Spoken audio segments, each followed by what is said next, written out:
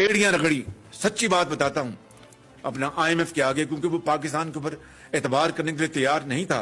IMF का ये कहना था कि आप बात करते हैं उससे मुकर जाते हैं, उससे बदल जाते हैं, you don't honour your commitments, तो हम आपकी बात नहीं मानेंगे। कर्ज लेने के लिए कि भाई कर्जा दे दो, तो वही अल्लाह के नाम पे बाबा कोई दे दे, ये वही सिचुएशन है या नहीं? आप मुझे बताएं, मैं क्या ये गलत कह रही हूँ? अच्छा, पहली तो बात मैं ये सोची थी कि इनको ये कहने की क्या जरूरत थी। अच्छा, फिर मैंने सोचा इन्होंने पहली बार तो कहा नहीं है, ये तो पहले भी कई बार कह चुके हैं। मतलब शहबाज शरीफ साहब ना इस मामले में जो है ना वो बिल्कुल बड़े हर चीज जो है ना वो खुल के बता देते और बड़े। हमने क्या जिसे कहते हैं कि मतलब कौन सी हम दाल गलाने की कोशिश करें जो गल नहीं रही और गलनी भी नहीं है। वजह यह है कि भाई आपका बाकी सिस्टम, मतलब 2 दिन पहले पाकिस्तान के फाइनेंस मिनिस्टर जो बाकायदा पैराशूटर है, पिंडी वालों ने बिठाया हुआ उस शहबाज शरीफ जब वज़ीर-ए-आज़म नहीं बना था ना, ये हमारे गांव में आया था। एक बस छोड़ दो ना यार, जो भी है बस छोड़ दो। जब वो हमारे गांव में आया था, वज़ीर-ए-आज़म उस टाइम नहीं बना था। उसने कहा कि मैं अपने कपड़े बेचूंगा और गरीब आवाम को सस्ता आटा मुहैया करूंगा। वो कपड़े अभी भी उसके गले में, अभी तक उसने गले वो कपड़े भी नहीं बेचे, सही है, और वो आटा उससे डबल महंगा हो गया। तो कैसे आवाम को रिलीफ देंगे? वो कैसे देंगे आवाम को रिलीफ? इस हुकूमत से कैसे हम खुश होंगे?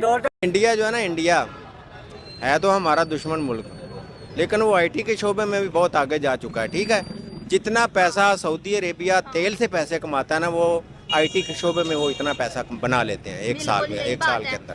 ठीक है, दूसरा इंडिया के अंदर जो है ना गुर्बत भी है। मैं ये नहीं कहता कि गुर्बत वहाँ पे नहीं है ना हो। डिफॉल्ट से पाकिस्तान को बचाया गया, स्टेबलाइजेशन की तरफ लाया गया, आईएमएफ का प्रोग्राम आया, तो एक दफा फिर ये वादा किया गया कि हम इस बूम बस्ट के साइकिल से अब निकलने जा रहे हैं। अब होंगे मईशत में रिफॉर्म्स, अब आएगी मुल्क में बैरूनी सरमायाकारी और डोमेस्टिक सरमायाकारी भी होगी, और मुल्क अब एक्सपोर्ट लेड ग्रोथ के जरिए आगे बढ़ेगा।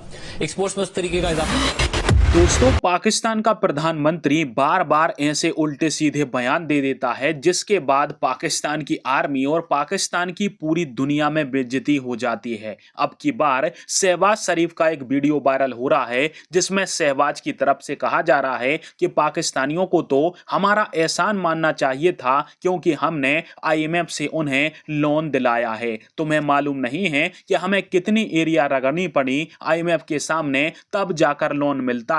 पर हम यह सब अपने लिए नहीं कर रहे हैं, अपनी गरीब जनता के लिए कर रहे हैं। अब पाकिस्तान का प्रधानमंत्री किस तरीका से अपने लोगों को उल्लू बना रहा है, क्योंकि जो लोन का पैसा मिलता है वो तो शहबाज और आसिम मुनीर उड़ा देते हैं, जनता को कुछ नहीं मिलता। यह पाकिस्तानियों को भी पता है, पर ये पाकिस्तानियों से ही कह रहा है कि हमारा एहसान मानो कि हम मांगते हैं और मांगकर पैसा लाते हैं ताकि तुम्हें 2 वक्त का खाना मिल सके। भले ही पाकिस्तानी दिन रात भूखे रहें, पर एड़ियां रगड़ी। सच्ची बात बताता हूं अपना आईएमएफ के आगे, क्योंकि वो पाकिस्तान के ऊपर एतबार करने के लिए तैयार नहीं था। आईएमएफ का ये कहना था कि आप बात करते हैं उससे मुकर जाते हैं, उससे बदल जाते हैं, you don't honour your commitments, तो हम आपकी बात नहीं मानेंगे।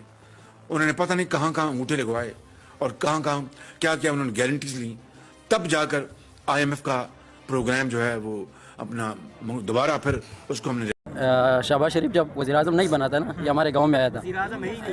एक बस छोड़ दो ना यार, जो भी है बस छोड़ दो। जब वो हमारे गांव में आया था, वज़ीर-ए-आज़म उस टाइम नहीं बना था। उसने कहा कि मैं अपने कपड़े बेचूंगा और गरीब आवाम को सस्ता आटा मुहैया करूंगा। वो कपड़े अभी भी उसके गले में, अभी तक उसने गले वो कपड़े भी नहीं बेचे, सही है, और वो आटा उससे डबल महंगा हो गया।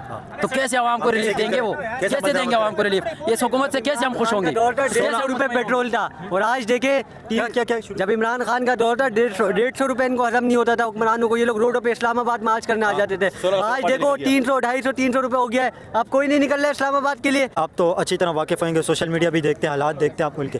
क्या समझते हैं पाकिस्तान के अंदर स्टेबिलिटी कब आएगी, और पाकिस्तान के अंदर एक कॉमन इंसान है ना, उसकी लिविंग स्टैंडर्ड किस तरह बेहतर होगी? कुछ रोड मेप बताना, एक चीज़ नहीं बताना, बस रोड मेप बताना पूरा कैसे बेहतर होगी। चला सकोगे? अब चलाने वाली बात होगी, चलाएंगे क्यों नहीं चलाएंगे? भाई सबसे पहले हमारे इदारों को सियासत में मुदाखिल कर्ज लेने के लिए कि भाई कर्जा दे दो, तो वही अल्लाह के नाम पे बाबा कोई दे दे, ये वही सिचुएशन है या नहीं? आप मुझे बताएं, मैं क्या ये गलत कह रही हूँ? अच्छा, पहली तो बात मैं ये सोची थी कि इनको ये कहने की क्या जरूरत थी। अच्छा, फिर मैंने सोचा इन्होंने पहली बार तो कहा नहीं है, ये तो पहले भी कई बार कह चुके हैं। मतलब शहबाज शरीफ साहब ना इस मामले में जो है ना वो बिल्कुल बड़े हर चीज जो है ना वो खुल के बता देते और बड़े मजे से बताते और मजे ले लेके बताते। और ऐसा बिल्कुल लगता ही नहीं है कि कोई शर्म वरम का एहसास हो, लेकिन वो कह रहे हैं कि ये बड़ी शर्म आती है।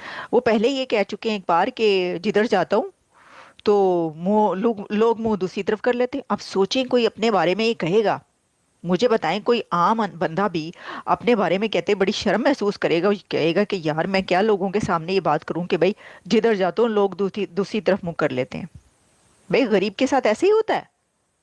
गरीब जिस तरफ भी जाता है तो उसके जो सगे रिश्तेदार होते हैं ना, वो भी मुंह दूसरी तरफ कर लेते हैं। ये तो मिसालें भरी पड़ी हैं।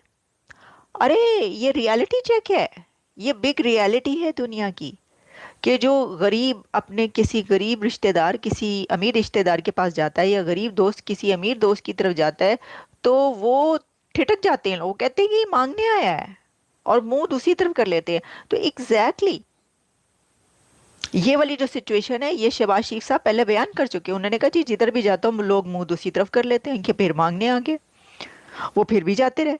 ये देखें भाई, ढिठाई का नहीं, ढिठाई नहीं, आप ये देखें कमिटमेंट, डेडिकेशन का आलम देखें। मांगने के लिए डेडिकेशन का आलम देखें। आप डेडिकेशन देखें कि कितने डेडिकेटेडली मांगा जा रहा है। अच्छा, और फिर आपने मुकाबला करना है दुनिया की चौथी पांचवी बड़ी इकोनॉमी इंडिया के साथ। एक तरफ देखें ना, अब आप देखें, ये सोचने की बात है। अब ये सवाल ये भी होता है, इससे पहले कि मैं और आगे बढ़ूं, मैं जरा आपको उन्हीं की जुबानी सुना देती हूँ, ताकि मेरे ऊपर कोई इल्जाम ना आए कि मैंने कुछ ज्यादा। हमने क्या जिसे कहते हैं कि मतलब कौन सी हम दाल गलाने की कोशिश करें जो गल नहीं रही, और गलनी भी नहीं है। वजह यह है कि भाई आपका बाकी सिस्टम, मतलब 2 दिन पहले पाकिस्तान के फाइनेंस मिनिस्टर जो बाकायदा पैराशूटर है, पिंडी वालों ने बिठाया हुआ उस आदमी को, औरंगजेब साहब, वो क्या बोल रहे हैं? कहते हैं भाई यहां से कंपनीज जा रही हैं पाकिस्तान से, बड़ी बड़ी जो जॉइंट्स हैं वो पाकिस्तान छोड़कर जा रही है, ये एक हकीकत है। और क्यों जा रही है ये भी उन्होंने रीजन दिया कि भाई हमारे यहाँ एनर्जी, दुर्दाना ने बताया कि एनर्जी कॉस्ट जो है इस पूरे रीजन में सबसे महंगी बिजली, अफगानिस्तान से महंगी बिजली हम दे रहे हैं जो 50 साल से जंगजदा मुल्क है, नेपाल और भूटान से महंगी बिजली हम दे रहे हैं, या बांग्लादेश से महंगी बिजली दे रहे हैं। हमारा जो टैक्स सिस्टम है ना, वो इतना कॉम्प्लिकेटेड है। आईएमएफ ने अपने रिपोर्ट में लिखा कि आपका भाई टैक्स सिस्टम जो है, आप मतलब उसको आप बजाय इसके कि आप उसको एक्सपेंड करें, आप क्या करें, मजीद उन्हीं लोगों के ऊपर आप मजीद बर्डन डाल रहे हैं जो ऑलरेडी मतलब जिसे कहते हैं बोझ तले जो है ना, वो बेचारे मुश्किल से सांस लेते हैं। मसला यह कि ये जो बाकी जो 98% है ना, ये 2% लोगों के लिए हम सारा कुछ फैसिलिटेट करते हैं, जनरेट करते हैं। एलीट जो है कर्जे लेते हैं, वो माफ करा देते हैं। वो कौन लेता है कर्जा? 10 अरब 20 अरब 100 अरब रुपए का। मैं या आप या दुर्दाना को तो 10 रुपए कोई बैंक ना दे। यकीन करें, आज मैं बैंक गया हूं, कहते यार ये नोट आपका खर में, क्या ये मुझे बैंक ने दिया है। कहते असल में ना वो मैनेजर के पास 1000 का नोट लेके चला गया।